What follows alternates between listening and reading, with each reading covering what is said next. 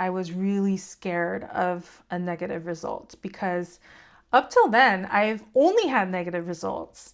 And even when I did have a positive result, eventually that it would turn negative.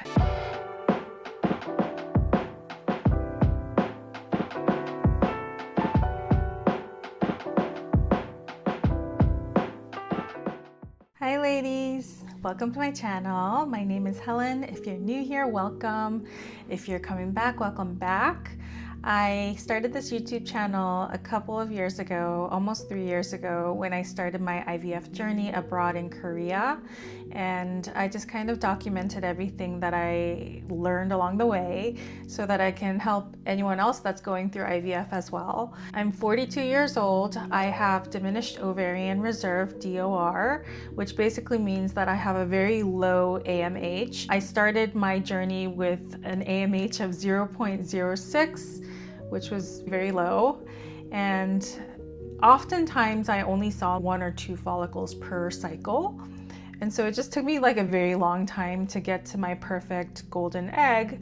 But now I am 29 weeks pregnant. I'm in my 3rd trimester now, which is so crazy to even think about because I remember when I first got pregnant, it was such a whirlwind. And I remember feeling, oh my God, I can't wait until my 1st trimester is over. And now it's over and I'm in my 3rd trimester. It just goes by super fast. And I'm just like so grateful for this pregnancy. Today I'm gonna share exactly what my 2-week wait looked like for me.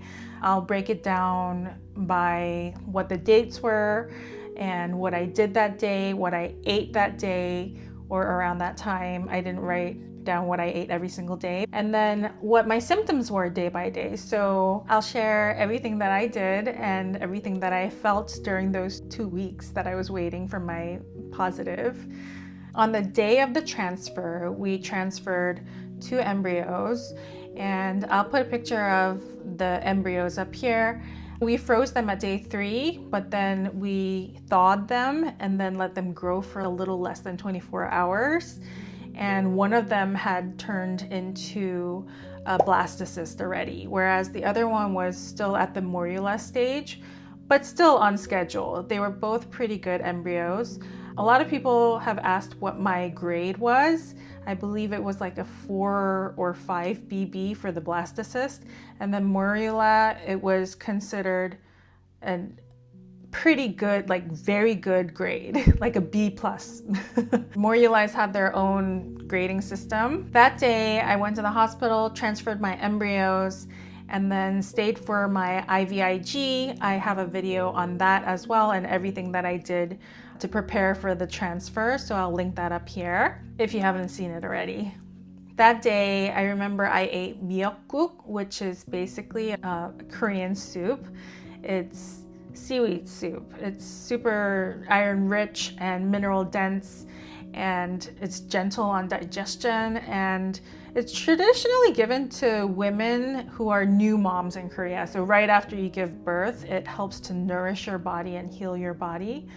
So that day, I remember my mom made me seaweed soup. No symptoms as of yet because it's day 0. Okay, from 1 DPT to 3 DPT, I basically did 0 activity. I was just kind of in bed and rolling around, just resting, watching a lot of Netflix. I started every single day with a prayer and meditation for at least 30 minutes. Yeah, and I just took it easy and stayed home during that time. I remember that for my diet, I had really focused on anti-inflammatory food, and it was very protein focused so that I would have a lot of energy. I remember I had grilled mackerel. It's rich in omega-3s, and by the way, don't confuse this with king mackerel because that's super high in mercury, which you don't want, but I did have a lot of mackerel. And we also had sundubu jjigae, which is, sundubu is like a soft tofu. It's a soft tofu soup. I had a lot of lean meats and veggies throughout that time. Symptoms, I feel like I still didn't feel anything.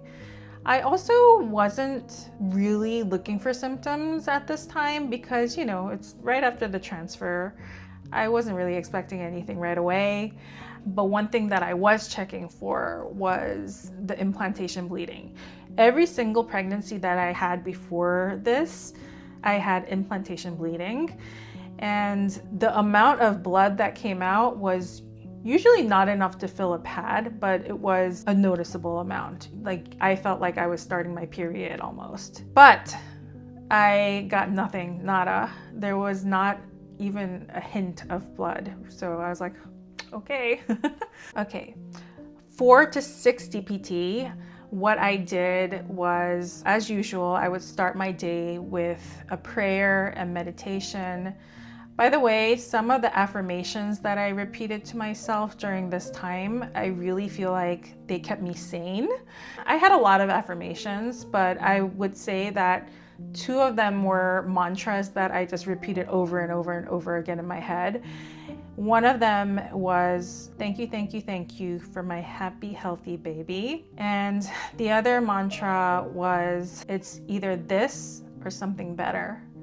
And that just helped me to get into the mindset of releasing the outcome and surrendering it to the universe and not feeling like it has to happen this way. So I think it was really important for me to surrender because this was my last try. During this time, I also had my bi-weekly therapy session with my wonderful life coach.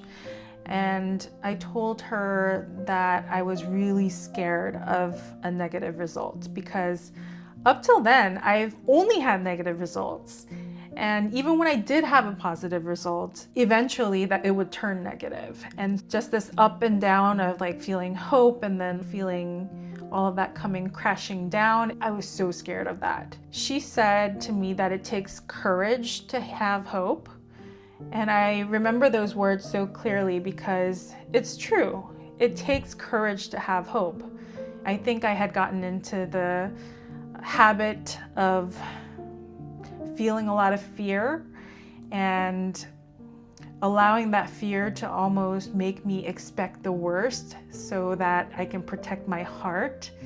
But I don't think that was the right way to go about it.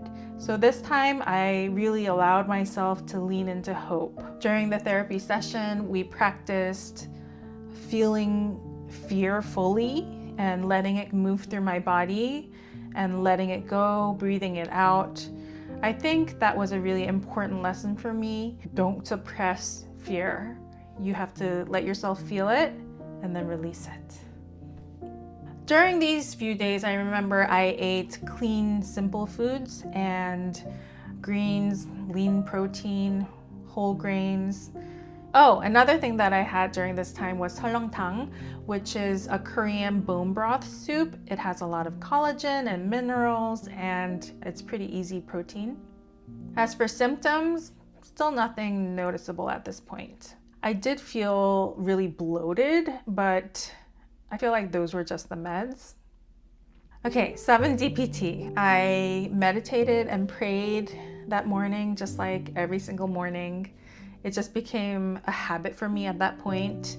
On 7 DPT, it was a little bit different. I went to the mall with my family. We ate out because it was my dad's birthday. It was the first time that I was really going out since my transfer. We actually walked around quite a bit. We walked around for a couple of hours. I feel like that was the most that I walked during my 2-week wait. I tried on a lot of clothes because we went shopping. I feel like I was sweating a little bit and wondering, should I be doing this or not? I ate king crab that day, some barbecue, like Korean barbecue, and some veggies and rice. Okay, this is when I started feeling symptoms, but then I ignored them a little bit because of the fact that it could just likely be progesterone symptoms, my meds. And I promised myself this time during this transfer, I would not symptom spot. Like I wouldn't obsess over symptoms. I did notice some stuff though, tiny twinges in the uterus, a little bit of light cramping. Okay, 8 to 10 DPT. I started to watch really feel-good rom-coms and comedies. Laughter during the 2-week wait has been shown to help with implantation. So I just really wanted to get myself into like a good mood. During this time, I remember one of the meals that I had was 들깨 칼국수, which is a Korean noodle soup. Basically, the soup is made of perilla seeds, like ground perilla seeds. And perilla seeds are really high in omega-3. So I continued my clean eating. This one had a bit of carbs in it, but that's okay. Now this time on 8 DPT, I saw a tiny bit of blood. 2 millimeters maybe. It was barely anything, so I ignored it. Nothing compared to the implantation bleeding I had before in my previous pregnancies, so I didn't think much of it. I had the light cramping and a pulling sensation in my uterus. I don't know, it just felt numb in that area. And I had a slight backache, but I figured that was from walking around the day before and going shopping and all of that. Now during 10 DPT, I went in for my first beta HCG. So they take your blood work. And the only problem about this was it fell on a Saturday, which sucked because all the labs were closed, and they told me that they wouldn't be able to give me my results back until a couple days later. On 12 DPT, I felt like I didn't want to wait any longer. I just decided that I would take a pregnancy test at home that morning. And so I took a first response at home and I got my big fat positive. I'll put a picture up here of my pregnancy test. I still remember my husband, when I showed him this test, he was like, oh, it looks like a very faint line. But actually, it was a dye stealer. Anyway, after my big fat positive, I was so happy. But then I was still waiting for my HCG because I had no idea what that level would be. At that moment, I remember thinking, oh, I guess I have a really light line. Who knows what's gonna happen? Not knowing that it was a dye stealer. During lunch, I went out with my parents to have Korean food, and I got a call from my clinic and they told me that my HCG levels were at 307 on 10 DPT. And that's a pretty healthy number. So they congratulated me. I was jumping up and down with my parents. It was just a really great moment. As for symptoms that day, I can definitely feel stronger cramping and numbing and pulling sensation and slightly fuller boobies as well. On 14 DPT, I had my second beta HCG and I went to go see my doctor. My doctor told me I'm really hoping for something above 1,000. A couple of hours later, I went home. In the afternoon, my clinic called me to tell me the results, and they told me that my beta was 3,057, which is 10 times more than my first beta. So basically, it was a 10x increase in 4 days, which is crazy. Symptoms that day included the cramping and pulling. No crazy dramatic symptoms. I think I started feeling a little tired around that time, and a slight bit of nausea started to come on as well. So that was my 2-week wait. Honestly, I don't know, it went by in such a whirlwind. And because this time I had promised myself that I wouldn't obsess over every single symptom or take a pregnancy test every single day, a couple times a day like I used to, I think it felt a little uneventful. I truly believe that what helped me was me meditating and praying every day, getting into the right mindset, surrendering and having hope, letting myself feel all the fears that were just inside of me and letting it move through my body.